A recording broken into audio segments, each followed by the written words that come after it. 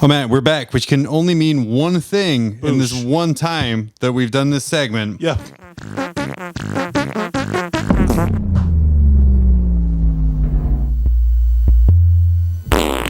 I repurposed this music for YouTube comments. Oh no. Because of course you did. It makes a lot of sense. So yeah, Danny and I were going to go through some of the comments we received from our wonderful videos on YouTube. If you're dumb enough to watch them, thank you. We appreciate that. We do appreciate it. And if you're dumber enough to comment on them, thank you for interacting with us. Which again, as we said previously, our own families don't want to do. No. The people at the rehab center are like fucking done with me, man. Heck no. So we have a couple comments here from the worst character in 40K, the Avatar of Cain, a video we uploaded last week. Sure. The reply from here from Spud56465. This hurts my silly elf soul enough that I might need to put it in a rock. Womp womp. Womp womp. Sorry, Spirit Stone. Sorry, Spirit Stone. Yeah, you're wasted with that soul. Because it's not going into the Infinity Circle. Nope, it is not. And then we have Ace Tracker 1988. Not that it matters now, but I was pissed when Chapter Approved 2019 didn't reduce his points cost when he's a Chaos Demon Prince is basically better in every way and cheaper. Spicy, but true. Spicy. That is very, very, very true. From our last podcast, episode 138, so long and thanks for all the jank, we have Arch did nothing wrong.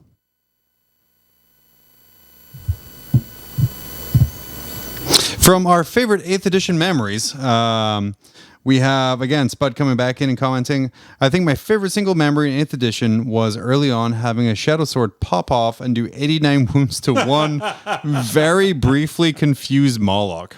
See ya. And he said, there's no kill like catastrophic overkill. That's true. I agree. Nice job. That's a lot of wounds. I obviously very maturely responded with, that Moloch is now a fine paste. Or mist. And he said, paste, I think that poor fellow went from solid to vapor. Yeah. Or maybe even plasma. He jumped to at least one state of matter. Fucking sublimated him. And then on that same thing, for our favorite 8th edition memory, someone replied with, thank you, mistress. No. No, thank you, mistress. No, just no. We're going to go more away from that. Saying goodbye. All right, agree to disagree. Speaking of popular videos, we did release our Chaplain Dreadnought video. Oh man, what a fantastic piece of video! Art. It was art, and it did receive quite a few replies here. Prolapse Panda, which for one, okay, hold on, great name, great name, just great YouTube name right there. And said he was buying more recast out of spite. They could have killed a robot and no one would have cared. A rowboat, but no one would have cared. But the mighty Chappie Dread, you kidding? Death of an icon. Apparently, icon is now something that's popular for 3 to 6 months before a worldwide pandemic. I thought an icon was just an upgrade to a Chaos Space Marine squad. That's fair. Yeah. I mean, that works too. We have a pour one out for this homie from Josh LaRue. Fair. A lot of people actually... part of that video, I put some Chinese script in there. Just sort of a little joke saying, like, attributing it to Alibaba, which is like a popular recast site. It should Dang Yu Shuntin Yo, who managed to translate, oh no, my sales, which is what the Chinese transcript said right there. Which was great. That was a good touch. Which was just fantastic. Chef's kiss. Ryan Ong said, why are they so badly painted? OMG. To that, all I can say is you're probably just playing gray plastic.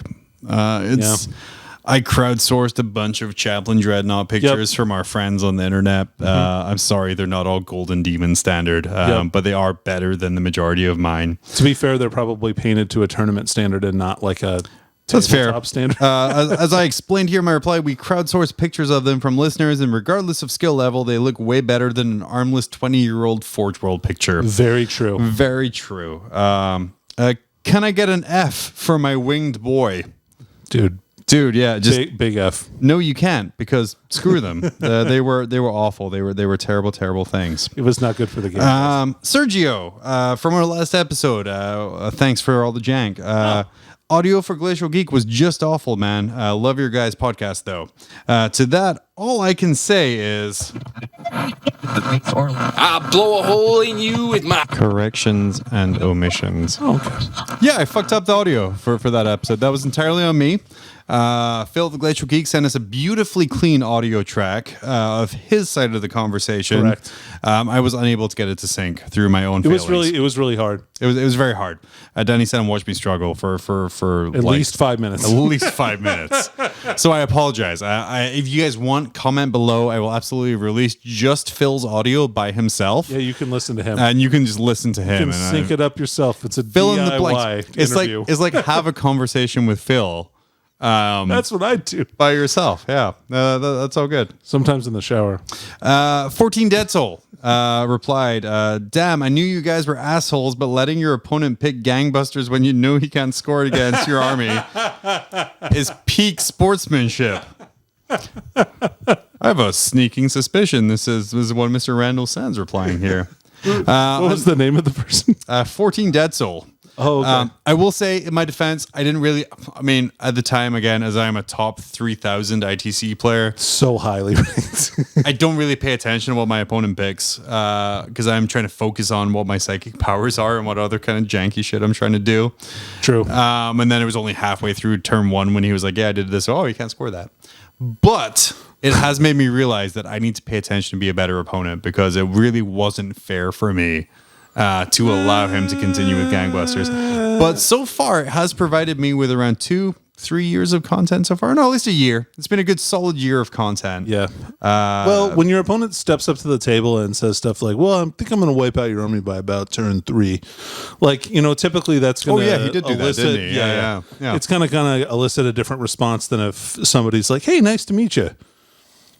Our last episode as well, I put a little bit about how Warhammer might not be for everyone. If you're a racist asshole, it's not for you.